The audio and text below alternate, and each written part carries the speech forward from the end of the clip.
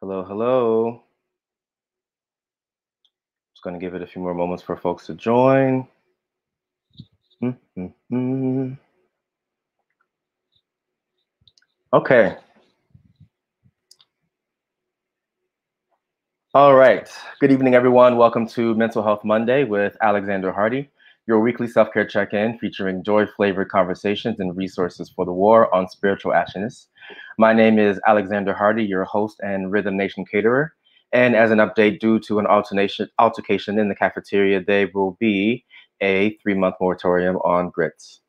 Thank you for joining me today. As you're watching this conversation, feel free to share this conversation wherever you're watching on Facebook, repost this, invite someone to watch it, and using the hashtag MHM with Alex. This evening, I'm going to be sharing, as always, some Alex Gotta Eat updates inspired by my grandmother's empanadas. I'm going to be sharing 5 things that are bringing me joy. And as always, I'll be sharing some tools for the war on spiritual ashiness. And then as a special segment, I will be sharing a couple things in light of some recent stories circulating in the media around suicidal ideations, bipolar disorder, and different celebrities and public figures who have been struggling with their mental and emotional wellness in the public light. I want to share a couple things that will be helpful in supporting someone who's experiencing a mental emotional challenge, and some ways that you can help this person thrive without tasking yourself with the responsibility of trying to save someone's life. And we'll also be having a wonderful conversation with someone I'm very excited to talk to, Mrs. Melody Bien Aime, a singer-songwriter, a wonderful, wonderful young woman who has a great story I can't wait to share with you. And I'm going to be talking to her about her mental wellness journey, her transition from a poet to singer/songwriter, and what it's been like for her to share her story and her music with the world in this raggedy moment in history. So again, if you're watching, share this video, repost it, invite someone to watch it. I'm going to be sharing some tools to help us get through this raggedy time in history. And as always, you can watch past episode and find out who's up next on Mental Health Monday with Alex Hardy at mentalhealthmonday.getsomejoy.com. So I want to kick this week off with a self-care check-in. I like to start off with this as a way to just kind of gauge where I am in my day, how I'm feeling. So if you're watching, let me know that you're watching, where you're watching from, and feel free to drop in the comments how your self-care is at the moment on a scale of 1 to 10. And another way I like to frame this question is by asking what meal describes your self-care or your mood at the moment. So feel free to drop in the comments how you're doing. I'm going to give myself about a 7.532 at the moment in terms of my self-care at the moment. I've been doing more cooking, kind of getting back into my happy space there, and getting connected to friends and family more, spending time doing either cooking with people, discussing great shows that are out, and just really trying to find ways to stay connected while I'm isolating and social distancing and keeping to myself here. So that's one thing that's working well for me. Another question in terms of self-care is like, what's working well for you? So feel free to let me know. My dad's watching. Hey, Dad. Thanks for tuning in. So yeah, Dad, let me know if you're watching, whoever's watching, what's working well for you in terms of your self-care. And the third question that I would ask in terms of your self-care check-in is, what could you be doing better or differently? So I know that I could be drinking more water. I actually found some resources to get some dancing happening, to be able to move here. I have a friend who decided to team up with to dance in the space, do some choreography together, get active together, just so that we are able to keep our creative juices flowing and stay connected too. So in addition to the teaching and the working and staying active in that way, I know I need to be moving my body, and reading more is something that I want to tap back into. I did want to share before I get into my well, actually, the final question of that would be, when you're doing the self-care check-in with people, or with yourself, ask yourself those 3 questions. But I'm a person who loves to talk about feelings, so as a way to kind of check in with your friends, family, and your coworkers, colleagues, homies, baby daddy, Netflix and chill partner, whoever that is, check in on your self-care, however that check-in, however that authentic self-care check-in looks for you, and ask this person, how can I help you be greater today or this week? Is there anything that I can do to support you? And so that can be things like, take a walk with me, take a FaceTime walk with me, help me find a therapist, help me, check in on me, make sure I'm drinking enough water, make sure I'm eating X amount of times a day, be my accountability partner, and, make sure that I've done this thing that I've been talking about doing. Hey, mom, my mother's watching as well. And, any kind of way that you could support me and support one another. You never know what you are going to find when you, allow yourself to be supported, reach out to people, connect to people, and offer yourself as a support system for someone. A lot of us are dealing with isolation and being cut off from our routines and our community. So it's a really good way to, just let people know how they can support you. Hey, mom. And so keep those things in mind. It's okay to ask directly. This is how I need to be supported. In addition to letting people know, being authentic with people and keeping it real, because each of us needs some help and is adjusting to this new reality in some kind of way. Before I bring on my guest, I wanted to share, in light of a lot of the stories that we've seen, anyone who's been following the news has seen stories around the mental health challenges of Azealia Banks, Kanye West, who's the other person? Tamar Braxton, who recently had, I guess, maybe a suicidal ideation or posted something that caused alarm in a lot of people. So I just wanted to share, in light of some of the conversations that I've seen and the ways that people are talking about not only these people, but the struggles that they have, or maybe the struggles of those around them who they may not be aware of. I just wanted to share a couple tips and suggestions and things to keep in mind for those of us who are, in someone's village, in someone's community, sharing things, intimately with people that may, help them thrive or get to a better place. Some things to keep in mind as we're supporting people who are dealing with mental and emotional challenges. Again, I want to remind you to please, share this conversation, share it on Twitter, share it on Facebook, invite others into this conversation, because I'd like to get input from you all as well in the community as far as things that have been helpful for you and being supported by folks as you deal with your own mental and emotional challenges. So I wanted to start with just some basic understandings that in this time, know that each of us is dealing with some type of loss, some type of trauma, some type of major adjustments. And I say that in terms of giving yourself and others maybe more grace than you would give normally, because none of us know what we're doing right now. There's no instruction manual to what's happening right now. Many of us are adjusting to, major losses, loss of security, loss of housing, loss of, purpose, loss of safety, loss of their community, loss of our routines, loss of our hopes and dreams, the years we planned and imagined, all those types of things. So just in general, know that in the way people are reacting, in the way people are going about the world and their days and coping, that maybe everyone is not operating as normal because this is not a normal situation that we're in. So just know that, people may not be at their best right now. And so what you may see from people is just reacting to numerous circumstances of which you may not be aware whatsoever. So just keep that in mind.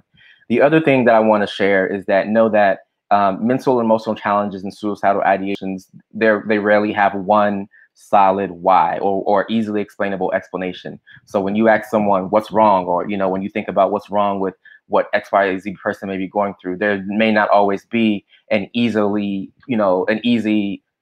boom that you can point to in terms of like why this person is acting this way. So know that what you may be able to perceive or be aware of about this person may just be the tip of the iceberg, and all of the other factors and things, housing issues, safety issues, relationship issues, all of those things of which you may not be aware are below the surface, are affecting what you are experiencing from this person and, from yourself. Just think of all the, what your friends know about you and your family knows about you versus the complexities and all the things that you're dealing with. So keep those things in mind too. So the first thing I want to share is just to when it comes to supporting someone dealing with a mental and emotional challenge, is just to listen. We are often, it's a scary thing sometimes, and it can bring us anxiety and can make us upset or bring us back to moments in our own past. But when you are supporting someone who's dealing with someone, if they have trusted you as a source to unburden themselves or share what it is they're dealing with, stopping and removing all of your personal expectations, opinions, and everything from the situation, and just listening to this person can be your biggest tool and asset in that moment. So know that when someone is dealing with something, you may be the first person they've ever articulated what it is they're dealing with to. You may be the first person who's genuinely asked them, so how are you really, really doing? And so you don't want to take that for granted and, ruin the moment with doing all the talking or barging in with your opinion, your perspective. Let people tell you what it is they're dealing with, however much they're willing to share. So just know that listening can often be your biggest asset.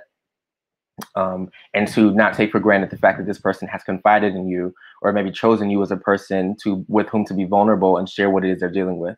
The other thing that I would share is to know that you are never going to be able to fix all this person's problems.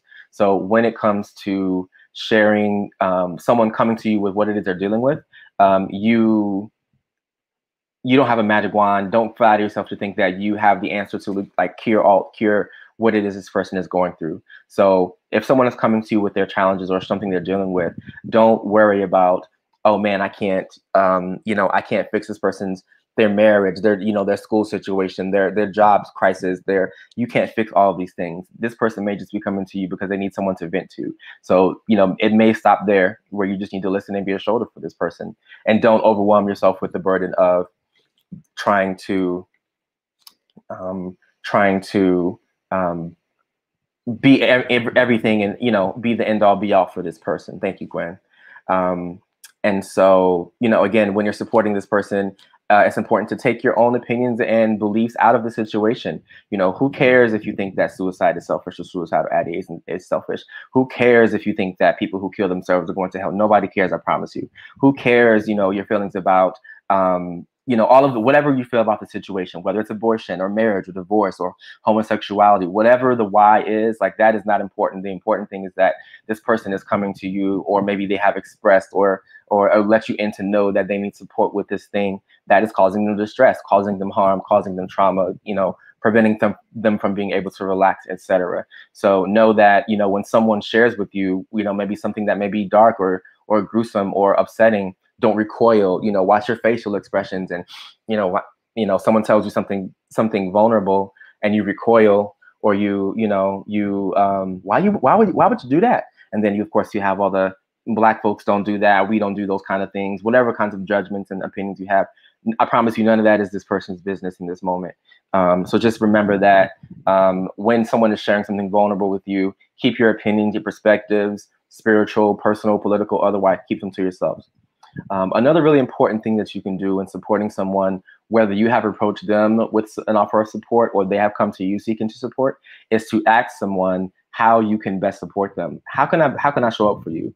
Some people are really hands-on and will need a greater level of support, versus support for another person could look like just, hey, I need help making a doctor's appointment. I need someone to check in with me to make sure I'm drinking water, make sure that I am getting out the house and away from the computer, or stretching, or whatever the situation can be.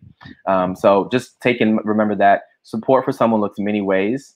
It doesn't have to look like money or expertise or a license or any kind of thing like that. It can just look like giving someone a space to vent or cry or scream or laugh or watching a movie together, whatever the case may be. So know that support doesn't look one way for every person, and support varies in various situations. The other thing that I will share is that if you must offer information, again, taking your expertise or your, oh, this is what I did, this is what worked for me. All you need to do is take all of those things out of your mind and consider leading with, may I offer? And again, you're not sharing your opinion or, well, I never liked them anyway, or, those types of things, or it's not about being right. Remember that in those moments, your opinions don't matter. It's really just about being the best source of support for this person. So consider that everyone may not be coming to you for advice. Maybe they just want someone to listen to. So if you must share information, whether that is a support group or a resource that you know of, or something that could help them thrive, your language is important. So just, consider leading with, may I offer? Have you considered? Not, what I should do, or all you need to do is, you need to just, things like that. those can feel minimizing for people as far as recognizing the severity and complexity of what people are dealing with. The other thing I wanted to share is that in this age, again, this raggedy moment in history when we, unfortunately, as a society, are depending on police officers and law enforcement for every facet of society, handling, discussions, conflict, lean into additional community supports with people. If you have a colleague, a coworker, a friend who you're concerned about, before you call the police, before you call 911, consider, maybe there's someone closer to this person or who you know in common who could help you support this person, who has maybe noticed some things, or could also support you in helping this person be a better, get to a better place. A partner, someone who maybe have more intimate knowledge of their living situation, their day-to-day life, resources that may be available to them, to their insurance situation. So consider other community tools. A lot of communities also have crisis teams that can be interventions, into helping people deal with their mental health too. So keep those things in mind in terms of before you go to the police. There's multiple reasons why, and examples in the news of people who have called police or ambulances or involved law enforcement as an intervention for someone who maybe didn't need that level of support and was treated as a criminal matter versus someone who was ill or dealing with an illness that needed support versus to be criminalized.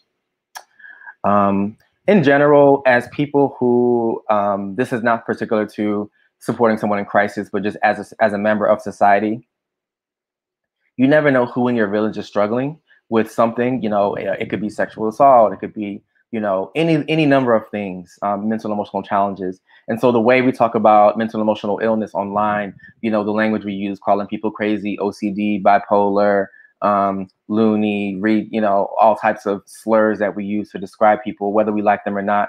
Just be mindful that there are people in your community who may not have been open with you about what it is they're dealing with.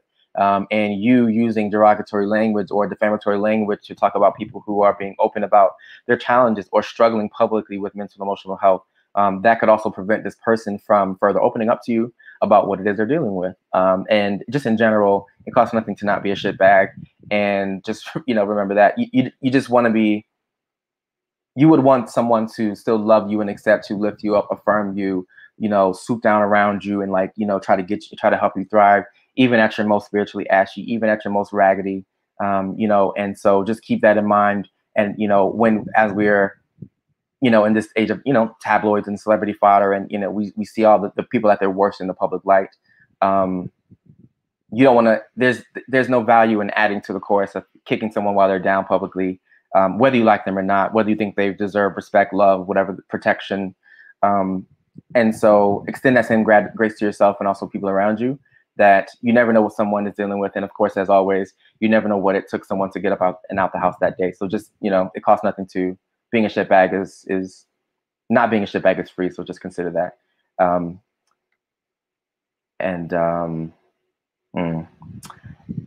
So yeah, I just wanted to share some tools for giving the conversations that I'm seeing around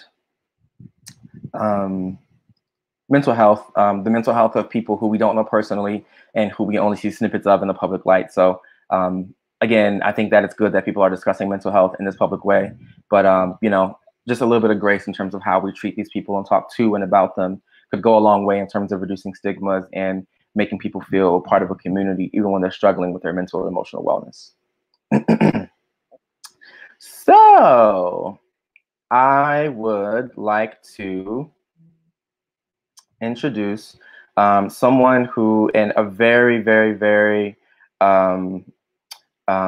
impressive young woman who I had the honor of meeting through my Gifts and Joy co-founder and colleague and Mental Health Monday producer, Mario Starks, who has been helping me get the show together. And he introduced me to a wonderful young woman who he's been working with and helping her, get herself ready to step out into the world and get this thing popping on this creative front. And I've just been so impressed with her story, her maturity, and how she has been able to use her art as a way to, be open about what it is she's dealing with, be vulnerable as a young Black woman in a time when there's a lot happening socially, and encouraging people to not only be vulnerable about what it is they're dealing with, but channel those emotions, those experiences, those lessons, those perspectives into our art and creativity.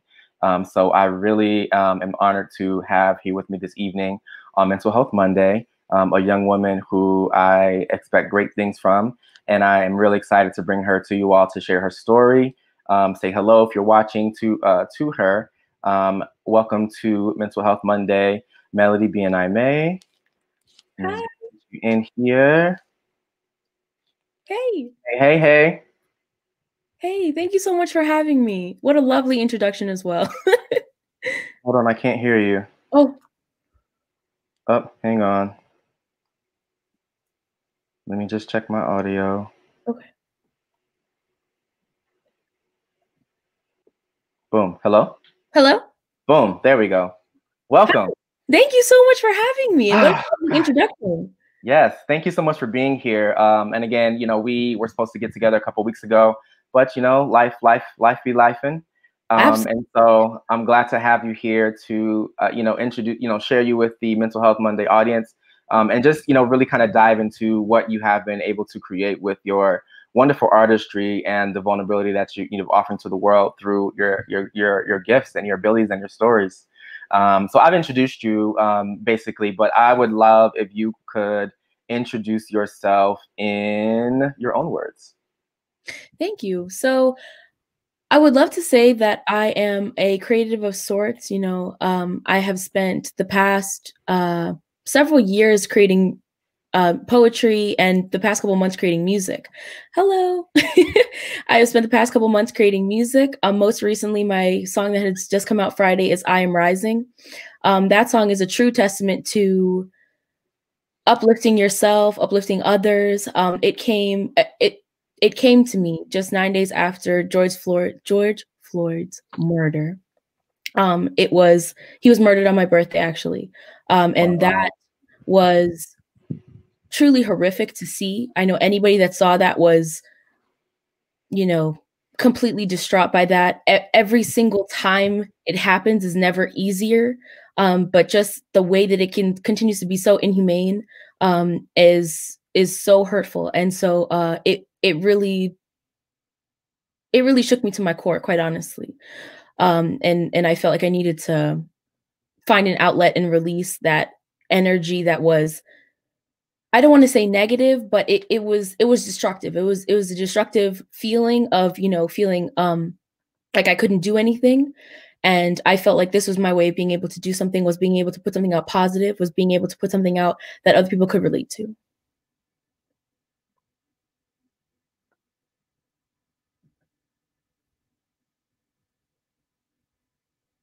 Are you there? I'm sorry. Yes. What has this time in general, one way I like to talk about wellness or enter into wellness is by asking, before we get into your wonderful music and your artistry, what meal is describing best your mood at the moment and why? Wow. Okay. So I would definitely say some type of fruit. I feel like I'm feeling fruity, feeling a little fruit salad type situation. So I've been loving like Gala apples recently and like bananas. I don't know, not a whole hearty meal, but just something to get you through, something that is, substance, I feel like. Right. Okay. Nice and natural environment. Yeah. Something keeping you going. I would say at the moment this week, I'm probably feeling about like a good hearty pot of grits, I would say. Like, cook with a nice cheese like pepper jack or something like that, not too much in it, good amount of butter that you just got to stir and pay attention to and like pour some love into. That's kind of how I'm feeling right now. Anyone who's watching, feel free to let us know what meal would best describe your mood at the moment. So not only are you stepping out into the world as an artist and using your artistry in a new way, but you're taking this beautiful new step and creating this new chapter, kind of with the backdrop of this raggedy moment in history and kind of all of this transition and upheaval and protests and just horrific legislative changes and just all types of madness happening right now. What has it been like kind of doing what you're doing and creating this beautiful work and having this beautiful moment in this raggedy moment in time? What has that intersection been like for you? So quite honestly, I try to focus on being creative and what I can do for others. So in this moment in time, you know, we have so many, I want to say like so much darkness coming in, you know, and we can so easily look at it as darkness, but we can also so easily flip it on its head and look at something and see the beauty in it and see, okay, well, what can we learn from this situation? And so I've tried to use COVID and quarantine as my learning experience into creativity. What can I learn about myself, and how in that matter can I turn it into something that others can enjoy and appreciate as well? I know that's right. Oh, Ayana says she's feeling like fried chicken with a hot honey sauce and mac and cheese. That sounds pretty glorious. yum. That sounds pretty glorious. I'm not there yet, but I hope to get there by Friday. So I love that balance of, and like that perspective and that insight of trying to take this moment, this unfortunate moment that nobody could have predicted, that we have no kind of guidebook for, and using it as kind of a fuel and motivation to share your work and with the world and step into this new phase. When we first met, you described yourself as first as like a poet, and that you're kind of stepping into the singer-songwriter space. So when did you? I don't want to like. I guess I don't know if you've seen the movie Brown Sugar, but like when did writing first fall in love? Like first come into your life? Like when did writing as a tool for creative expression, or for whether you knew it was for healing at the moment, but like when did you first enter into the world of like writing and creativity in that way? That's a great question. So I fell in love with writing poetry in middle school, actually. So it it began as something that was just for fun. Quite honestly, I was just, you know, trying to express myself in different ways, seeing if that was something that I was interested in. And it became such a tool and an outlet for me to express myself for the good, the bad, and the ugly. And when I ended up sharing it with family and friends, you know, they said, "Oh, you know, I didn't know you felt this way, but B, you know, this is great content." And so everyone around me continued to foster my love and growth for poetry, and has since transitioned into songwriting and singing and rapping most recently through my producer, singer, songwriter cousin Simone Jones, who really fostered my love for music, helping me turn poetry into music. So I always wrote, but now I was set to music. Now it's up tempo. You know, now it is what it is. It has become what it's become. But it was first and foremost poetry, absolutely.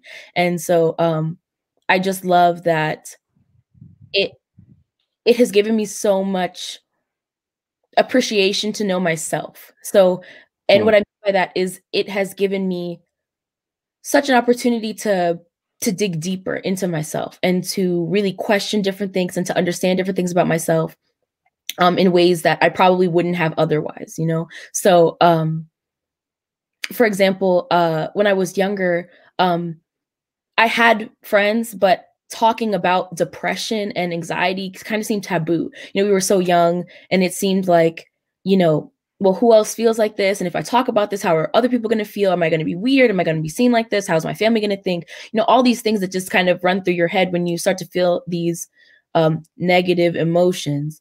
And so writing it just came so easily to me. It just made me feel so much better, even if I didn't share it with a single person at first. You know, it just helped me be me. Yeah, I love that. I love that. And, you know, I can really relate to that, because writing for me was helpful when I was dealing with mental health issues before I even had the language for what I was dealing with, you know. I still knew the feelings. I could use writing to kind of articulate the emotions and the raggedy experiences and the anxiety and the depression, you know, before I had the verbiage to like, you know, name it what it was and call it what it was. And so that's the beauty of writing, I guess. Like I love it in that cathartic way, and it's free. You know, therapy can be expensive and inaccessible for people, and so writing is a really great tool for that, for catharsis. I know, you know, a little bit about your story. I guess as much as you're comfortable with sharing, would you mind sharing with the Mental Health Monday audience kind of what some of your more recent maybe experiences were with your mental health journey, and how, for example, one of the things that you wrote in your song was like that never thought I'd live longer, never thought I'd grow stronger. Now here I am on 2 feet, letting you know that you'll never get the best of me. And I see that as a great testament to just, surviving and getting through.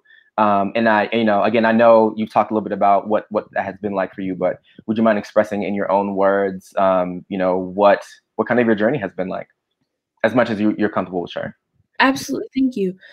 So I would say that it's been so eye-opening for me. I didn't start, like you were saying, my first experience in mental health wasn't as an experience as it related to me directly.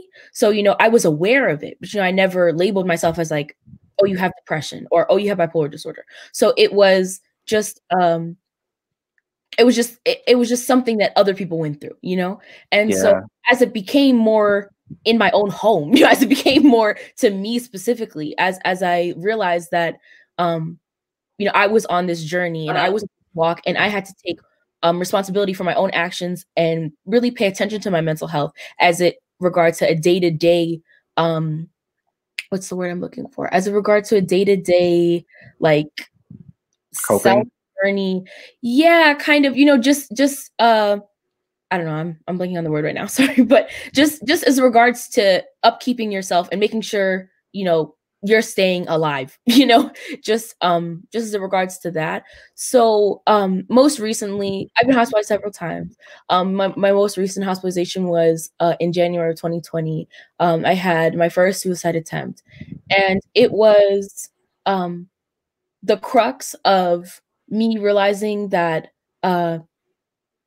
I have to put myself first. I always fall on the sword for anyone and everyone. And I can't live my life like that. As much as I want to be a giver and a helper, there's, as you were saying earlier, there's safe ways to do that. And you don't have to, take on the world of everybody, on your own shoulders. So, yeah. So that was my most recent hospitalization, and as a result of that, I have completely changed my life, I would say. As since then, I have implemented so many different, I would say, positive coping skills that have helped me get through day to day. Not even get through, have helped me strive day to day. Obviously there are moments, there are times, there are days, but I like to say for the most part that I have been feeling better than ever since that hospitalization. I have journaled, I have written, I have meditated daily, just putting so many things into practice, talk therapy, now music therapy, speaking with my friends and family openly about what's going on with me and just being honest to the best of my ability and to what I feel comfortable with sharing with who. But it's just been eye-opening. I've been on this mental health journey since I was in middle school of, depression, but I've had my most recent diagnosis was a bipolar disorder in 2016, and in that since that time period of 2016, I have gotten on a roller coaster of trying to figure out the best ways to be the best me, and and I just feel like this is the closest that I felt to feeling like the best me. So I love that. Thank you so much for sharing that. How important for you, as we hear all the stereotypes about like the tropes around mental illness in the Black community, and how it's taboo, people don't support. That is not my story, and from when I know of you, that is not necessarily your story either. Like, you had a supportive environment in terms of your mental health journey. Can you talk about how important that community and your experience with like familial and community support in your healing journey has been for you? Absolutely. So my family and my friends are my rocks. I love to say that I am a strong, independent Black woman, in which I am, but I would be nowhere without my village, and it takes a village. So, so I would absolutely say that they keep me humble, they keep me grounded, and they keep me sane.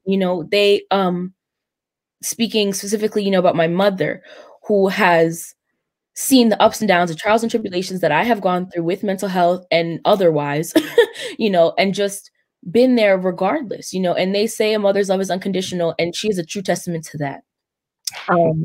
So I just can't emphasize enough how important that support systems are in whatever way, shape, or form they come in. You know, you were talking earlier about how important it is to understand when you are that person that was receiving the information about someone that is struggling with mental health, you know, and to be that confidant, and how important that is to understand that role, which I say is important. And to the person that's struggling with mental health, I would also say it is important to figure out who you choose to be that confidant. Yes. And so with myself, you know, I am so grateful that I have a core support system and a core community with me that understands me, that gets my vision, that I feel like I can trust, and that when things go, before things go south, that I feel like I can reach out to, and yeah, just stop. So I guess I should say this. So I have a hard time asking for help. And, you know, I feel like that's also part of the stigma around, at least in the Black community, is that, you know, asking for help is seen sometimes as weak, you know, or especially for Black men, you know, is seen as a sign of weakness. Mm-hmm. So I had to get over that for myself, you know, understanding that I can't do this alone and I shouldn't have to. So I'm grateful that I have everybody that I have, that has just helped me day in and day out. Yeah, that is so great. Thank you for that. Because, and you're right, like, you know, that I feel like a lot of people I know, like there's some people who, yes, that they have not had that loving, you know, swoop down experience, you know, of like the family, at least, you know, their blood relatives, you know, helping them up and lifting them through their journey. But many people who I know, you know, Black people, even with, you know, churchy Black families or, you know, religious Black families, have been able to find, you know, great support. And, you know, thankfully, you know, your blood relatives are not, you know, your only community. Like you have people who are a part of many villages, many communities. So to that end, similarly, what are some other ways in your experience that have been helpful, that you would be willing to share, that as someone who has dealt with mental health challenges in various areas of your life, you know, times of your life, ways that, you know, whether your family did something that your family did, but just like things that could be helpful in supporting someone from your perspective who may be dealing with mental or emotional challenges, whether this person has come to you and, you know, requested support, or this is someone who maybe you noticed that like, you know, something may be happening, or I'm a bit concerned. What are some ways that in your experience, someone could support someone in that space?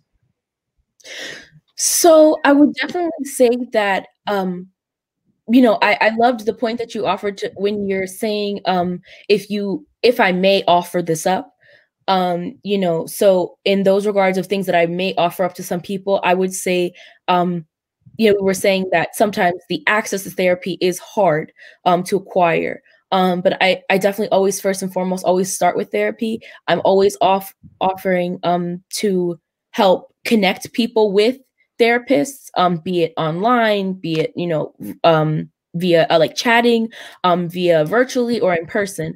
But I believe that speaking what's on your mind, if you to a licensed professional, is beneficial. And then I would also say, in my in my own personal experience, I should say, and also group therapy I found to be very helpful.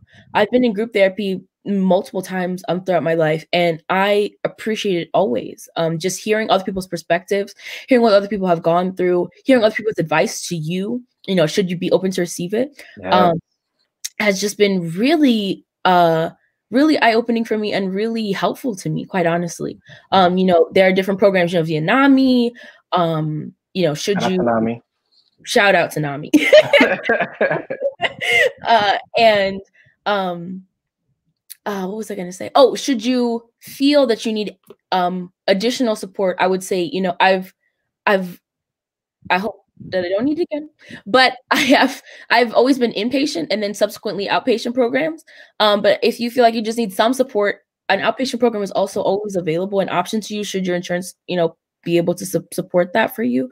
But I also think that that's nothing to, you know, shy away from. You know, I feel like a lot of people are, you know, standoffish about like, oh, you know, inpatient or outpatient, you know, but it's like, sometimes that's what's needed. You know, you need a med check, or you need some extra support, or where you're staying isn't safe, or you know, or you need some extra advice, support, extra clinicians around you. Mm-hmm. I don't see any shame in saying, oh, I've been inpatient or outpatient. You know, it's nothing to, I feel like, boast about or anything like that, but you know, but it's nothing to be ashamed about. And I feel like just in my personal experience, some people that I know, you know, they look at it as like they're scared of it. And I think it's nothing that's, you know, it's no walk in the park, but I've always come out better from it. It's always been helpful for me. And so that's what those are my suggestions. I would definitely say therapy, you know, potentially group therapy. Now I would definitely suggest music therapy, you know, just even if you don't think that you're musically inclined, even listening to music, you know, even finding music to listen to that, you know. That's a great point. Yeah, that isn't necessarily, you know, from you specifically, but, you know, just and the vibe that you like. Like I've really loved like lo-fi hip hop recently. Yeah. Oh my gosh, just like I don't say this correctly as a musician.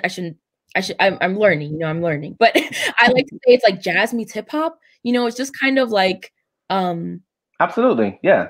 Exactly, right? Yeah. So I don't know, I've heard other musicians being like, it's not like that. And I'm like, okay, well. That's how it resonates with you. Me. Yeah, that's what matters. Yeah, so yeah, like just even like instrumental music can just be so deep, you know, and you can write to it yourself. You know, I found myself doing that, writing to other, you know, music, just even poetry, a journal writing, you know, just listening to something soothing, you know, can also be equally helpful. Yeah, no, that's real. That's real. They're both really helpful. And someone commented that they love Melody's speaking voice. Thank you, Gwen. Yes. To that end, speaking of your voice, you are celebrating the release of a single, your first foray as a songwriter, and putting yourself out there as a musician. Like we said before, you come from a long and extensive poetry background, and so you're kind of stepping into this new world. What can you tell people about your new single, I Am Rising? So I would love to tell people that it is an anthem for uplifting yourself and uplifting others. I definitely think the song is has like a jazzy neo soul groove. You know, it's also rap, it's also poetry, it's singing. You know, it just has a little bit of everything that I do, at least. And I just hope that it resonates with people. You know, that's truly all that I can ask for, is that someone, just one person, is listening and is like, wow, you know, that speaks to me. And that's who I made it for. I love that. You shared that unfortunately, George Floyd's death happened on your birthday. Can you talk a little bit about that moment that, you know, as someone who's, you know, artists, we're really sensitive about our work and sharing our gifts and our thoughts and our expressions with the world. What about that switch that made you take that leap? Like in that moment, was it, you know, frustration? You know, was it, you know, you just kind of got up the courage to do something you've been always wanting to do? Was like the songwriting shift something you've been kind of working up to? Or was it more of like, you know what, I got to say something? So a culmination of everything that you mentioned, quite honestly. So for the past basically 4 months, I was working with Simone Jones on my EP that will be coming out, to be determined. But the I'm Rising actually came last. That was actually the last song I had worked on 4 pieces, and we were about to wrap it up, call it a day, you know, just say, all right, you know, we're good. And then that happened, and then George Floyd was murdered, and I feel like I had enough of being silent, and not even just not complacent at all, you know, but just searching to find my voice. And I feel like I'm Rising is me finding my voice, and is helping hopefully others find their voice as well. you know, because there are so many people that want to sit there and say, you know, all lives matter and, you know, all these other things and different things like that. And so I just felt like we have to speak up for ourselves. If we're not speaking up for ourselves, then no one will. Yeah. And so I feel like that is the tone now of the nation is like, oh, they're speaking up for themselves. I want to speak up for them too. But it started with us, you know? As always, you know, that's a great point, because if we don't speak up for ourselves, if we aren't our own loudest advocates, you know, we really can't expect someone else to step up and lead the charge on our behalf. Absolutely. You know, we have to be the ones to tell our stories, share our perspectives, and do all of those things. So I thank you so much for that. What do you think, as far as your EP, what can we expect from that? Are you, you know, first of all, instruments? I know this is a different world of, you know, live performances, you know, being on a stage, being in community in that kind of way. How are you feeling about like moving forward artistically, you know, releasing an EP, connecting with people in this time? How is this process feeling for you? So I'm so excited. I've seen so many new artists just take charge of their own platform, you know, on Instagram Live, you know, just music videos, you know, like just taking what we usually see and putting a twist on it. And so, you know, you have these artists that have, you know, been around, that are well known and that are still doing their thing. But then there's this new path that's becoming for underground artists that there's such a need for, you know, for our voices to be heard and for another side of the story to be shown. And so I'm grateful that I'm, you know, a part of this, you know, new walk of life that's being created here. And so to what you can expect from the EP is definitely a myriad of experiences that I have gone through over the years. And so it touches on mental health, it touches on love, it touches on the lack thereof, it touches on, you know, just life. The EP will just be a testament to life and to more life, you know, not to be Drake, but but more life, you know, and that's what it's all about. I feel like is just us sharing our experiences and relating to one another, and yet admiring and acknowledging our own uniqueness in that. That's real. That's super important. And, you know, I love the idea of just, you know, we all go through so many different experiences. Everything isn't pretty, you know, and it's good when we can, you know, make sense of them in a way that not only we can cope with, but that, you know, we can use to feel our creativity and maybe inspire or help others in their journeys too. So shout out to you for being vulnerable and just, you know, sharing your story in that way. Because, you know, like I said, I know it can't be easy to be sharing these vulnerable pieces of yourself. What is something that you're looking forward to in the next week? Thank you, Jesus. That's my best friend. Something that I'm looking forward to in the next week. Quite honestly, I'm looking forward to, this sounds cliche, but I'm looking forward to making new music. I've been working on finding a job. And so that has been taking up a lot of my time and energy. And I feel like I am trying to get back to the creative energy, less of the like tapping on the same place of the brain, you know? And so yes, I've been writing more. I've been trying to find more beats. I don't know how many of I'm sure your followers are very creative, so I don't want to limit them. But if there are any beat makers, please. Hey, y'all, I'm sure there's someone out here who does music. Yeah. And so, yes, to that end, yes, like if there's something you need, you know, if you want someone, you know, if you're looking for a certain kind of job, you know, if you are open to virtual, if you feel like sharing, you know, the ideal position for you, you know, like if you want some support with that, we can support you. I'm sure someone who's watching can support you, either with music or anything you need. Thank you so much for that. Yeah, so I am actually, I have a lot of songs written, but I am definitely looking to collaborate with other artists, and also I'm looking for someone that makes beats, as well as, yes, looking for a full-time position in the work world. So I'm definitely looking for something like HR. I feel like, you know, based on my mental health experiences, that I have pretty good interpersonal skills and can relate to so many different people on so many different levels. And I feel like HR would be a great place to start.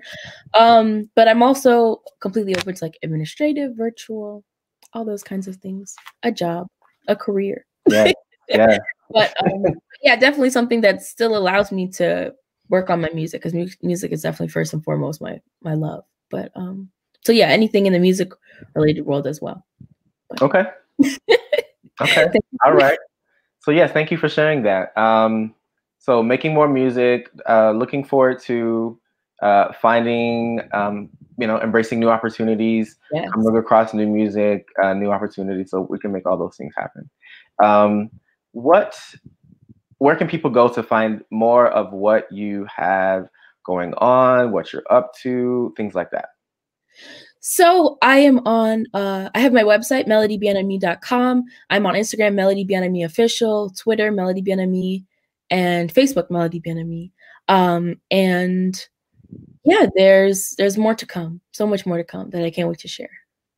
Thank you so much, Melody, for stopping through and like again for your vulnerability, for sharing your story and your artistry with the world. I think that the more we talk about these things, not only do they become easier to carry for us, less shameful, easier to live with and navigate for us as the people with these lived experiences, but they can be great examples for people around us. The people who may be experiencing something similar.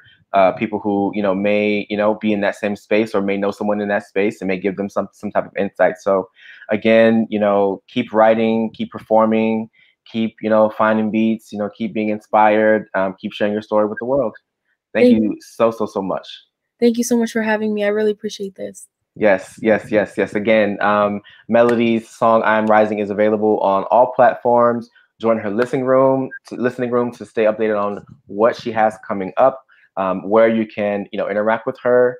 We're encouraging her to get herself out here and share her story more.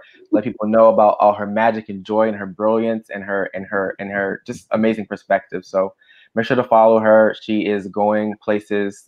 She is someone you're going to want to stay tapped into. And again, thank you, Melody, for being here. Have a great week, and please take some time to choose joy. Thank you so much. You too. Have a great night. All right. Shout out to Melody for joining us again.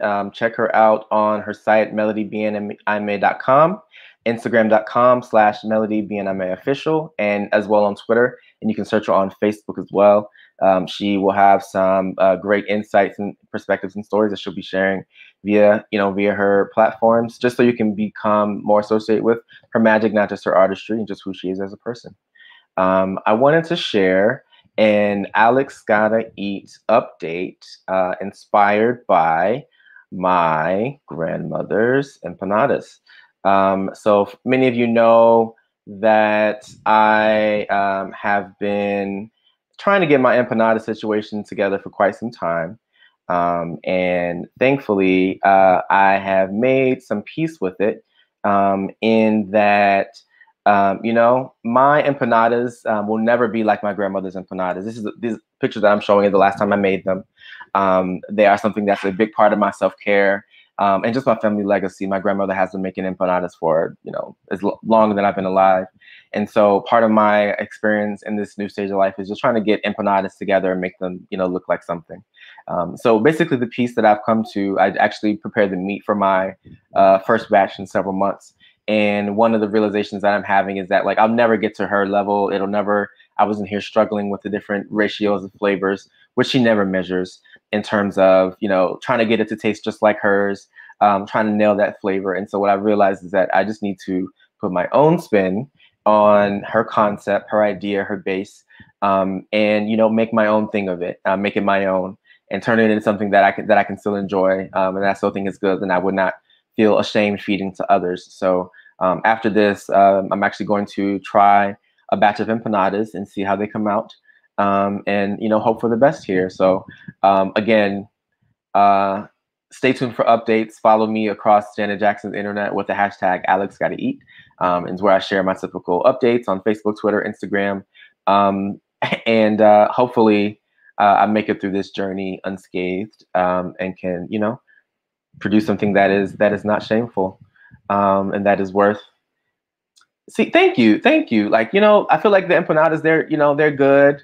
I think it's just about the taste. I'm working on my technique. Empanadas are something she reminded me that although they look small, like each one requires a lot of work, and it's not as easy as it looks. Not only are you making the dough and trying to get that texture and the meat together, but she's really just stringent about make sure it's closed up. She primps the edges, and just making sure that it's sealed properly, that it has its proper glow, and that it's as wonderful and majestic as it can possibly be. So again, I'm not gonna even stress myself out with trying to make it taste exactly like hers. I just want to make sure they're not fucking terrible and that they are edible and that there's something that I can offer to the world without shame. Um, in terms of, I want to wrap this up by sharing a couple things that are bringing me joy this week. So again, if you're watching this, you could just share this broadcast with anyone either now or so they can watch it later, or you can tune into mentalhealthmonday.getsomejoy.com to view past episodes or to see who's coming up. And I'll remind you of the future guests that we have coming up in a moment. But I wanted to share 5 things that are bringing me joy before I wrap this up here. So the first thing that I don't know if any of you have watched is Lovecraft Country, which is a show on HBO featuring Journey Smollett, and if someone is watching, please remind me of her co-star. But it is an amazing Black sci-fi show and I don't know anything about the story, the history of it, but I know that there are monsters involved, and it was scary even before the monsters came in, and the racism and the raggedy white folks were the thing that they were running from and terrified about. Great acting. Misha Green, who produced Underground, and also starring Journey Smollett, they get to work together again. And it's just amazing to see what Black talent can do with given resources, time, space, a budget.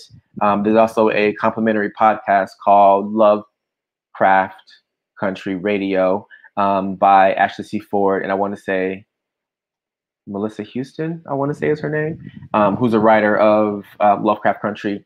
And they basically break down the themes of the show. They're not doing it as like a plot by plot, plot point basis, but the themes, the cultural references, the historical references, some of the discussions that the writers and the team were having in the room and behind the scenes. So that show is amazing. It comes on Sunday nights. I want to say 9 p.m. Eastern. And if you have not watched it, you can, I'm sure, find it streaming some on many platforms right now. The second thing bringing me joy right now are tending to and spraying my plants. Here you can see my homegirl, Rita Louise, my croton plant, however you say it. And over here, I have my neon pothos plant, Mary Clarence. And so this one is a tropical plant. So I want to keep them alive. And so spraying them and tending to them. I've been singing to them every now and then, not all the time. And one friend even suggested taking them or this one in the shower with me to let it enjoy some of that steam. So I'm still trying to get my best plant care situation together. But so far, so good. They're still vibrant. I haven't lost that many leaves. Spraying to them is giving me a sense of accountability and responsibility. And it's kind of helping me not feel so alone in this place as I try to make the Casa de Joy feel like home. The other thing that I wanted to share that has been bringing me joy right now are watching movies from my childhood and my teenage years that bring me joy, make me laugh, and take me out of heavy moments that I've been experiencing. So not only have I been supporting organizations with mental health and mindfulness trainings, grief and loss trainings, doing literary therapy groups and things like that. But I've been connecting a lot of people to therapy and talking to a lot of people about their mental health.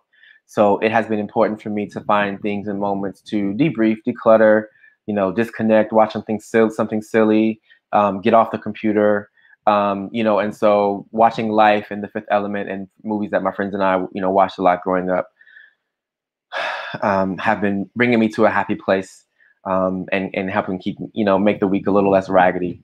The other thing that has been helping has been journaling in my morning pages and just taking time to make that ritual with myself. And again, stop scrolling, to disconnect from the news and the loss and the grief and the horrible news, and, dump my brain out, write about what I'm experiencing, how I'm reacting to things, because this is too much to remember for the future. Too many things and changes happening. I just, again, got some terrible news today, but using it as an opportunity to unfurl and like unpack all of those thoughts and just again check in with myself, brew some tea, make a smoothie, have some coffee, whatever it is, and just have that moment of peace within myself. The fifth thing that is bringing me joy right now is the teaching and connecting with people. Getting out of that, well, all of my classes are virtual right now, but connecting with whether it's organizations, teams, communities, even if it's a grief and loss training, being able to interact with people, talk to people about how they're coping, being able to share how I'm coping, talk about what's working, what's not working, help people use writing as a tool to work through their mental and emotional challenges. That helps me feel connected, to not feel isolated, to feel alive, to have purpose, all of those things. So shout out to, the organizations that I've been teaching with and for. If your company or organization needs support with mental health or in-house virtual programming, hit me up, send me a message. I'd love to talk to you all about it. I want to also invite you to like Mental Health Monday with Alexander Hardy on Facebook. Follow me on Twitter. And like my head to our landing page to check out again to see what's on the horizon and some of the really interesting and amazing conversations we've had in the past week, the past few weeks around just mental health and how people are coping in this moment in history of transition and uncertainty. I want to also thank everyone who's watched and shared and reposted this. And before we go, I want to invite you to send me a message at alex@getsomejoy.com. And send me some joy mail. Let me know what is the best thing that happened to, around, or because of you in the past week. Where there's so much bad news and unfortunate things that we're seeing on a daily basis, and it's important. I want to make sure that we're taking time to big up ourselves and celebrate the good things, and share what's working. Maybe you have a small victory or a big victory that you want to brag about, and I just want to invite you to share that with me and the community. I can share it in next week's Mental Health Monday episode. I would love to just know how you're coping, what's working, and how you're getting through this raggedy time in history. I want to again thank my guest Melody for sharing her gifts, her talents, her stories with the world, and invite you to join me next week on Mental Health Monday when we are going to be joined by a wonderful guest, Disha Filial, who's going to be sharing her mental and emotional journey and what she has been doing to get some joy in this raggedy age of, transition. And she's going to be letting us know what it has been like with her new book, The Secret Lives of Church Ladies Out in the World. And we're going to be sharing a selection from that book and just diving into what this moment in history has been like for her as well. And the week after that, I will be talking to, and actually 2 weeks after that, talking to dancer extraordinaire, choreographer, producer, media maven, and media personality, Big Les, Leslie Big Les Seeger, about her mental health journey, what she's doing to get some joy, how she's coping in this moment, and what this time has been like for her, what it's like thriving in her own lane, thriving as not just a gymnast, but a dancer, making a transition from TV, hosting Rap City for a number of years, to finding, talent and thriving and making her own space in a new and ever-changing digital society. So I'm looking forward to both of these conversations. Again, shout out to Melody and thank you for watching. This has been Mental Health Monday with Alexander Hardy. My name is Alexander Hardy, and be good to yourself.